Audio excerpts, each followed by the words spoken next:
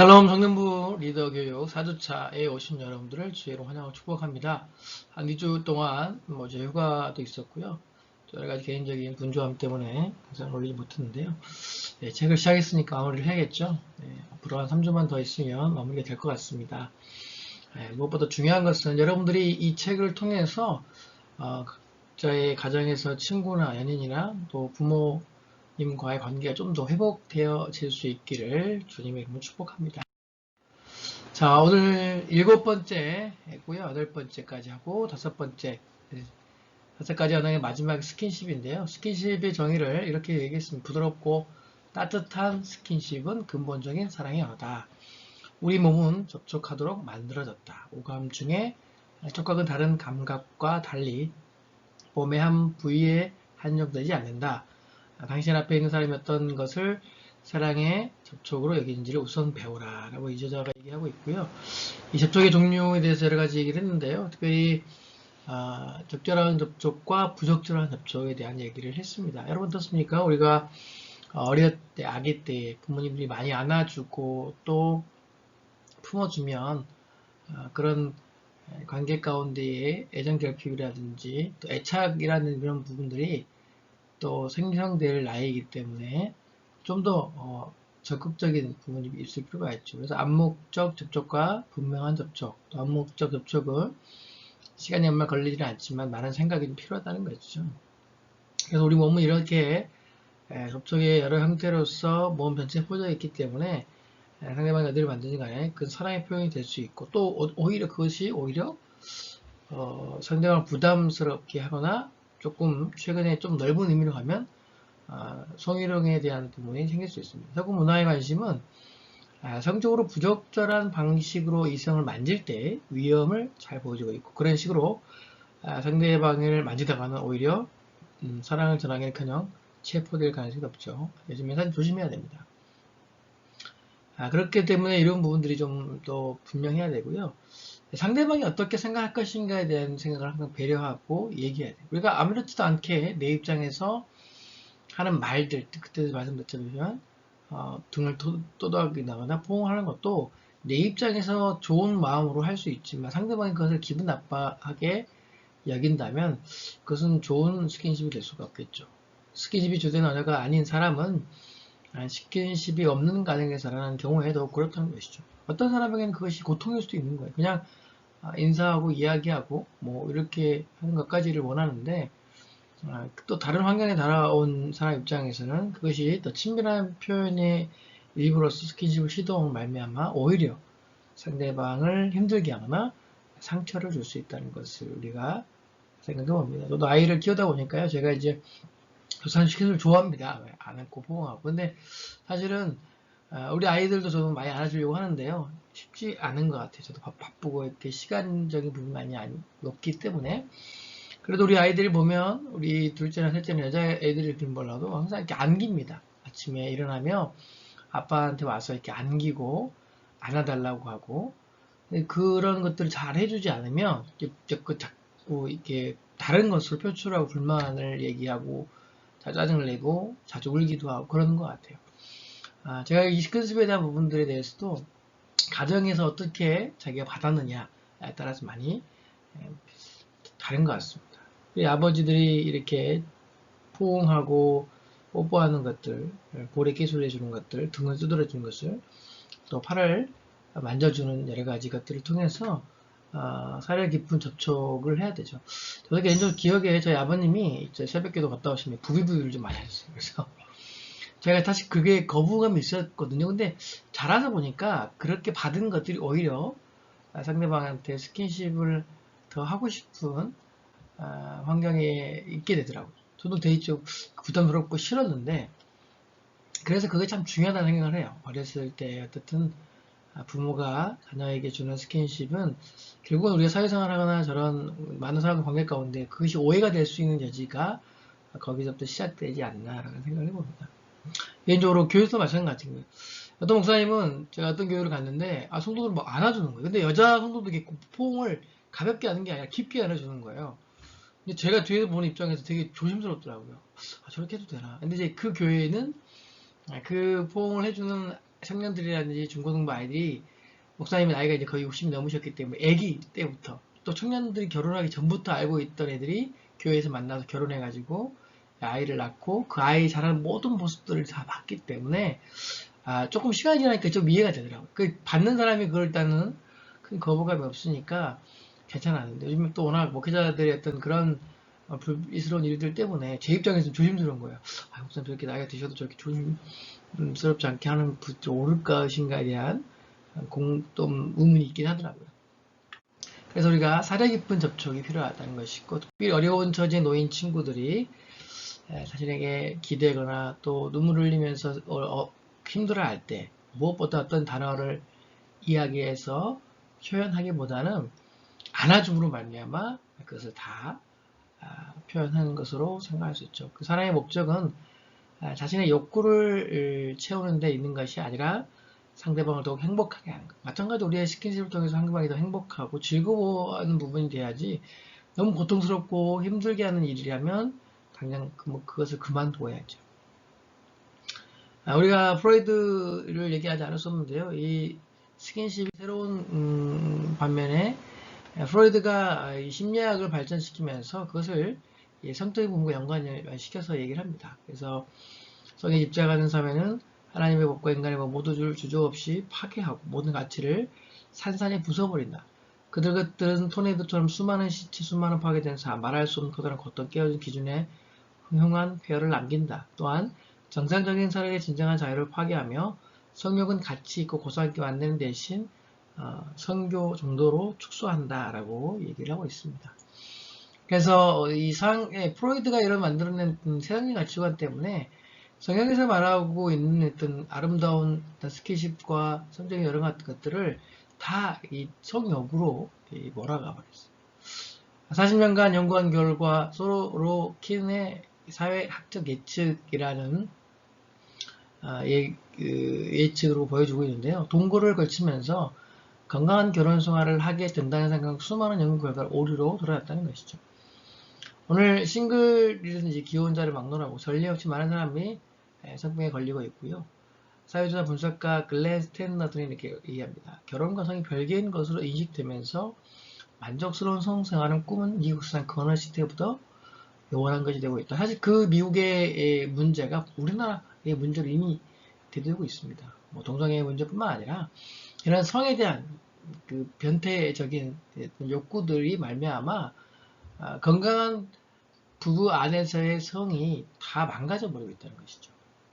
그렇기 때문에 여기서 얘기하는 부분들이 결국은 성을 하는 것은 결혼 안에서 자유로워야 되고 그 전부터 경험하는 것들 결단코 결혼 생활에 좋은 영향을 미치지는 않는다는 것을 분명하게 아는 학자들과 오늘 저자가 그 얘기를 약간 인용해서 얘기를 하고 있습니다. 수많은 경우에 동거 결혼 후에 결혼한 부부가 그렇지 않은 부부보다 이혼율이 훨씬 높다.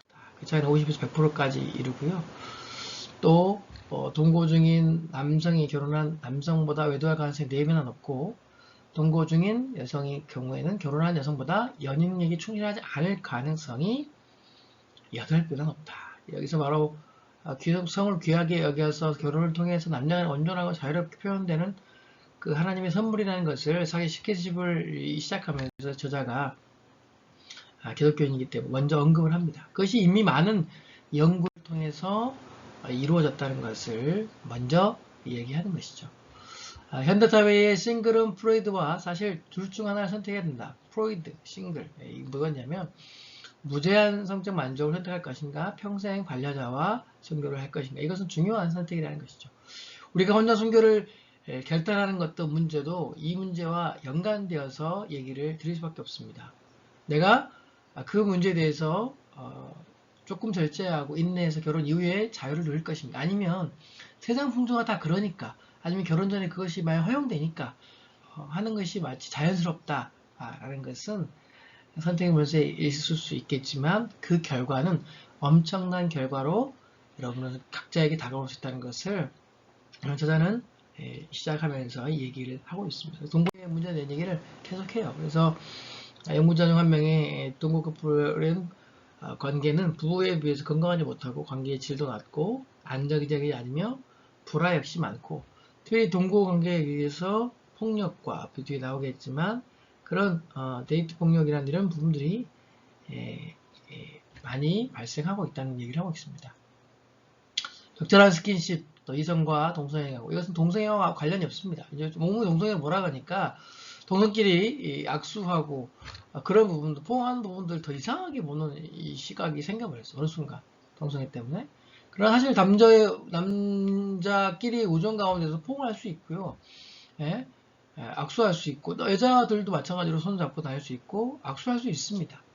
근데 이미 이게 동성애 때문에 너무 성적인 부분으로 미화되다 보니까 정상적인 관계에서도 그렇게 우정을 나누는 것도 마치 동성애인 것처럼 포장을 하고 프레임을 씌우다 보니까 좀 시대가 혼란스러운 거는 맞습니다. 그래서 스킨십을 배우는 것들이 필요하고요. 그래서 우리가 무엇보다 이 성에 대한 부분들이 스킨십과 연관이 되어 있기 때문에 먼저 제자가 언급을 하고 있어요. 미국은 이미 그런 것들이 일반을 넘어서 그런 젠더에 대한 부분이 아주 혼란스러워서 어떤 기준 자체가 없어져 버렸기 때문에 더 힘든 시대와 사회를 살고 있기 때문에 저자가 미국 목사님이시고 저자이다 보니까 언급을 하고 있는 것이죠. 그래서 스킨십에 대한 부분도 우리가 좀 잘 정리를 할 필요가 있다. 그래서 이성과 동성에 대한 부분을 얘기를 하고요. 일부 싱글은 스킨십부터 사랑을 주고받기가 쉽지 않을 것이다. 그것은 신체적 학대나 성적 학대 때문에 상처를 입은 부분이 분명히 있을 거고 싱글에게 기독교 상담은 과거의 기억을 치유하는 가장 효과적인 수단이 된다. 그것은 내적 치유가 없다면 이들은 건강하고 장기적인 인간관계를 형성하는데 큰 어려움을 겪게 될 것이라는 것이죠. 신체적 성적 학대를 받지 않았지만 접촉이 없는 가정에서 살아나 스킨십을 꺼리는 싱글도 있기 때문에 그들에게는 스킨십이라는 것 자체가 사생활 취급을 느낄 수 있다는 거예요. 그래서 참 조심스러운 겁니다. 저는 목회자이지만 또 여러분이 청년이기 때문에 또 다른 청년들 리더를 인도하는 입장에서 그런 부분도 염두를 하고 우리가 관계 가운데 나가야지 편하다고 해서 이렇게 친하다고 해서 함부로 이렇게 했다가는 큰 어려움을 당할 수 있다. 그래서 그 얘기를 하고 있고요. 여기 마티라는 여자가 나옵니다. 24 미혼의 사람인데 날 만지고 도듬는 타입이 아니에요. 라면서 이 스킨십에 대해서 아주 거부반응을 일으키죠. 그래서 남자친구가 사귀고 있는데 저 친구가 키스와 포옹에 관심이 없다고 불평하는 거다. 그래서 이제 키스라는 표현이 조금 이제 저 번역의 오류 같은데 우리나라로 치면 뽀뽀가 맞는 것 같아요. 키스는 조금 더 깊은 의미에서 뽀뽀고요. 제가 봤을 때 여기서 번역한 키스는 뽀뽀라는 단어를 쓰는 게 맞을 것 같습니다. 제가 그냥 정정해서 뽀뽀라고 할게요. 여러분 분명히 구별됐죠? 뽀뽀와 키스. 네, 잘하실 겁니다. 뭐 제가 이야기하지 않아도 드라마는 영화는 많이 나오기 때문에 이미 우리가 보고 있는 것들은 키스인데 키스를 얘기하는 게 아니에요. 그것은 연인과 애정 관계에서 할 수 있는 입맞춤이지 이 뽀뽀는 인사, 릴렉션십에서 관계 가운데 간단하게 할 수 있는 거. 왜냐하면 미국도 사실은 인사를 할 때 볼에 키스, 뽀뽀를 하잖아요.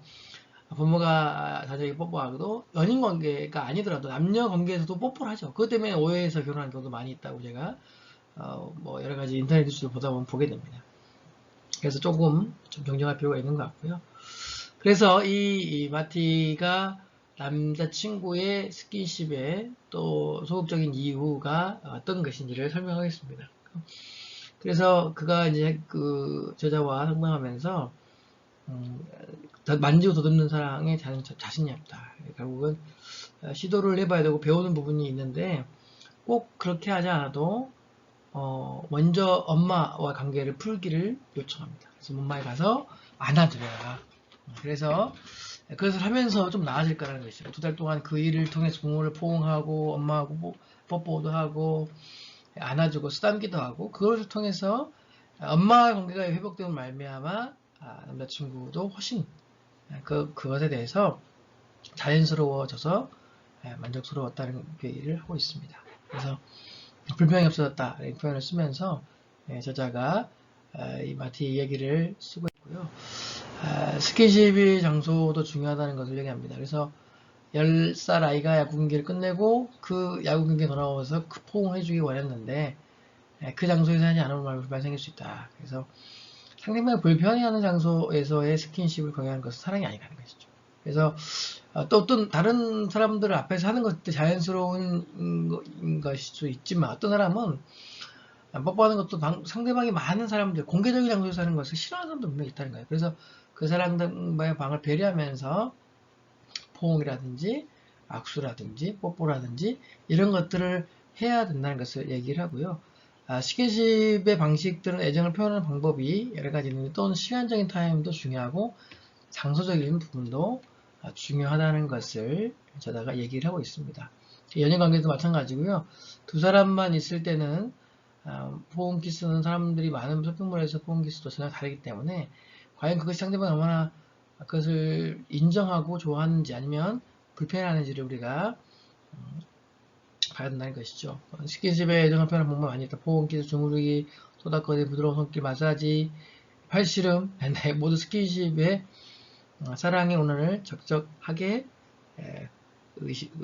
표현하는 방법이라는 것을 얘기해봅니다. 그래서 특별히 신체적 학대라는 것이 동거관계에서 많이 심하다는 것을 또 여기서 언급해요. 사실 이 주제가 좀 다르긴데 여자 각두 이 심각성에 대해서 자꾸 알려고 이 내용들을 말씀한 것 같아요. 그래서 무엇보다 중요하다는 것이죠. 사랑에 대해서 특별히 신체적 학대라는 부분이 홧김에 때리거나 치는 행위로 신체에 해를 가하는 것, 그것이 신체적 학대라고 그래요. 여기서 화는 결국은 싱글 모두가 서로 간의 방법, 좋은 방법, 다른 방법으로 화를 푸는 방법을 배우지 못하면 결국 그것이 폭력으로밖에 이해될 수밖에 없고 상대방 그것을 푼다고 하지만 받는 입장에서 폭력일 수밖에 없거든요. 그래서 그런 마음들 또 그 받은 사람의 상처 마음들이 쉽게 회복되지 않기 때문에 우리가 좀 더 신중하게 생각해야 된다는 것을 얘기를 하고 있습니다. 그래서 상담도 좀 봐야 되고요. 내가 왜 이렇게 과격한 행동을 나도 모르게 상대방에게 화가 나서 대처하지 못하고 하는지 그건 상담을 받아야죠. 사람 정상적인 부분이 아니에요. 그래서 다 합리화한다. 당신이 그럴 말 했으니까 내가 그랬다. 이런 부분들은 옳지 않다는 것이죠. 또 연인관계에서도 마찬가지. 우리가 또 남녀관계뿐만 아니라 부모, 자식 간의 관계도 마찬가지고 형제간에도 마찬가지입니다. 성적 학대는 결국은 자신의 성욕을 채우기 위해 데이트 상태를 이용해서 성적 쾌락을 얻는 것을 얘기하고요. 누군가 원하지 않는 성행위를 하도록 강요받는다는 것은 성적 학대를 당하고 있는 것이다. 성적 학대는 물론 다른 상황에서 벌어질 수 있지만 때로는 마약 복용 상태에서 벌어지기도 한다. 이런 이제 주제를 얘기를 했습니다.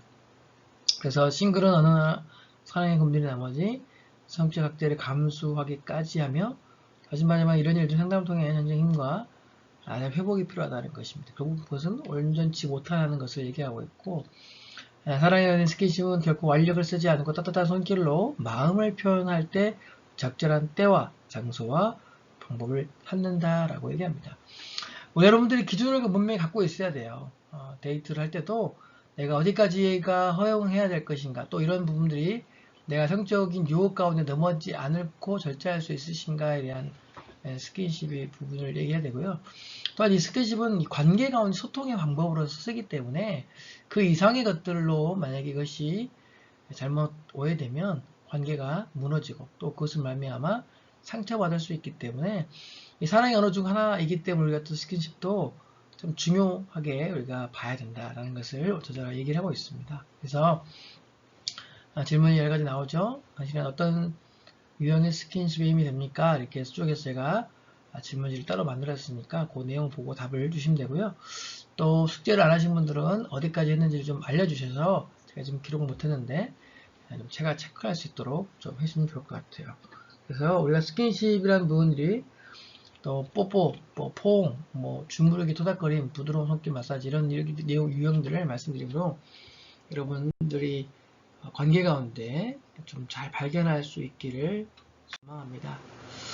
진심을 향하는 말을 나누고요. 주단어 사도고요. 8번째 챕터가 사랑의 언어 말하기예요. 발견하기예요. 결국 이제 우리가 모를 수 있거든요. 첫 번째 부모에게서 나들까지 언어를 모르고 받으면 충만한 사랑을 느낄 싱글은 오히려 어떤 것들이 자기가 주된 언어인지 모를 수 있다는 것을 저자가 얘기하고 있고요.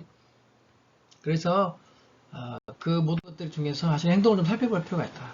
사실 어떤 것들을 표현해 줄 때 반응하는지 좋아하는지를 좀 파악할 필요가 있다. 그래서 다른 사람에게 무엇을 요청하는지 내가 자꾸 뭔가 요청한다. 그럼 사실 그것이 내가 좋아하는 사랑의 주된 언어일 거죠. 그래서 그것을 좀 해야 되고요. 불평의 귀를 기울이라. 제가 좀 아내한테 예를 드는 것은 뭐냐면, 아내 저한테 불평 정말 많아요. 제가 요거를 잘 들어주면 좋은데 그러지 못해서 그럴 수도 있겠죠. 근데 한 가지 분명한 것은 얘기를 잘 들어보고 불만을 들어보면 조금 더 많은 봉사를 해달라는 거예요. 자기가 당신이 원래 해야 하던 설거지만 끝 하고 당신의 시간과 시를 쉬려고 하지 말고, 아이들이 많으니까 내가 그 외에도 많은 일들을 감당하고 있으니까 시간을 내서 좀 힘들더라도 쉬지 말고 또 자신이 할 수 있는 것들 좀 더 해달라는 표현을 쓰더라고요. 봉사 같아, 아내가 오가는 것은. 그래서 친구들에게 도와달라는 일들을 하는 사람들을 봉사가 주된 언어라는 것이죠. 그래서 두 번째 공부가 하시는 사람이 무엇을 요청하는지 발표하고, 세 번째는 불평하는 것이 무엇인지. 그래서 많은 사람들 관계 가운데서도 직장을 다닌 6개월 되었을 때는 그에게 물었다. 직장생활 어때요? 자신에게만 모든 일을 맡긴다고 불평한다면 봉사가 사랑의 언어를 갈 수는 없겠죠. 그죠? 핵심 질문입니다. 내가 사귀고 있는 사람의 어떤 부분이 가장 마음에 드는가? 나는 상대방의 어떤 언행 때문에 상대방과 함께하고 싶은가? 또 내가 생각하는 배우자는 어떤 사람인가? 내가 완벽한 배우자를 만난다면 그는 어떤 사람일까? 라는 질문을 통해서 사랑의 하늘 검사표 제가 이제 올려드릴 텐데 그 참고해서 혹시 모르면 체크를 한번 해보시라는 거예요. 가장 많이 나오는 게 유형이겠죠. 그래서 다른 사람들의 사랑의 언어를 발견하고 그 방법들을 통해서 더 좋은 관계도 나갈 수 있다는 것을 우리 훈련 통해서, 또 교회도 마찬가지죠. 많은 사람들이, 많은 청년들이 있기 때문에 우리 리더들이 특별히 그것을 좀 파악해서 또 배려하면 좋지 않을까. 저 역시도 마찬가지로 다시 한번 정리를 하는 시간이고요. 그들의 표현, 불만, 욕구사항을 살펴보라. 세 번째, 자주 사용하는 내용을 살피는 것이다. 그리고 질문하는 거죠. 뭐가 좋은지를 언어를 발견하기 위해서 질문하고 뭘 원하는지 자꾸 우리가 파악해야 되죠. 마고의 발견과 헬렌의 잘못을 얘기했는데요. 마고는 레모네이드를 맞으면서 어머니에게 지난주에 제 생일이 있잖아요. 생각해보면서 엄마의 생일 선물을 물어보겠다. 근데 엄마는 뭐라 했냐면 하루 동안 좀 같이 있었으면 좋겠다는 거예요. 물어봐. 엄마가 좀 뭘 원할까 선물을 자꾸 고민하는 것보다는 진정으로 엄마가 무엇을 원하는가, 원하시는 것을 해주는 것이 가장 큰 생일 선물이 아닐까 생각하면서 늘 딸이 바쁜 일정 때문에 집에 와서 엄마하고 시간을 많이 못 보내고 가니까 엄마는 온종일 하루 내내 딸하고 시간을 함께 있는 시간을 보내고 싶은 거예요. 그래서 그 이야기를 듣고 물론 선물도 준비했겠지만 오늘은 이번에는 내가 엄마랑 시간을 좀 많이 보내겠다 생각들로 시간을 도래했다는 이야기입니다. 또 헬렌의 발견은 뭐냐면 55살에 다시 혼자가 되었는데 남편이 부결절 교통사고로 세상을 떼어냈기 때문에 한 친구가 집에만 틀에박혀 있는 그녀를 끌어내려고 또 싱글 모임을 초대했는데 마침 그 모임에 강한 자로 저자가 가게 됐답니다. 그런데 사랑의 5가지 언어를 통해서 그가 자신의 어떤 언어를 원하는지를 알게 됐다는 것이죠. 브래드는 사랑의 언어를 알았어요. 봉사가 분명하다는 겁니다. 그래서 아들을 위해서 뭔가를 해줄 수 있는 것들, 시간을 내주고 또 필요한 것들을 돕는 것들이 에너지를 얻어내는 것이죠. 다른 사람들의 주된 사랑의 언어를 발견하는데 도움이 될 만한 다른 방법이 있는데 뭔지 물어보는 가까운 사이도 아니라면 일정 기간 동안 5가지 언어 중 하나씩을 표현하면서 상대방의 반응을 보라는 거예요. 그래서 저 사람이 어떤 것들을 했을 때 반응하는구나. 선물을 할 때 엄청 반응하는구나. 평소에 내가 스킨십이라든지 격려 인정하는 말 여러 가지 일을 했는데 반응이 없어. 선물을 조금 안 해줬더니 엄청 좋아하는. 이 사람 선물이 가장 반응이 크구나. 그래서 사랑의 언어가 선물인 것을 깨닫게 되죠. 우리가 이것들을 표현하는 것은 무엇입니까? 다른 사람에 대해서 우리가 관심을 갖고 그 사람의 주된 사랑의 언어를 발견하는 데는 시간과 노력과 생각이 필요하다는 겁니다. 쉽게 어떤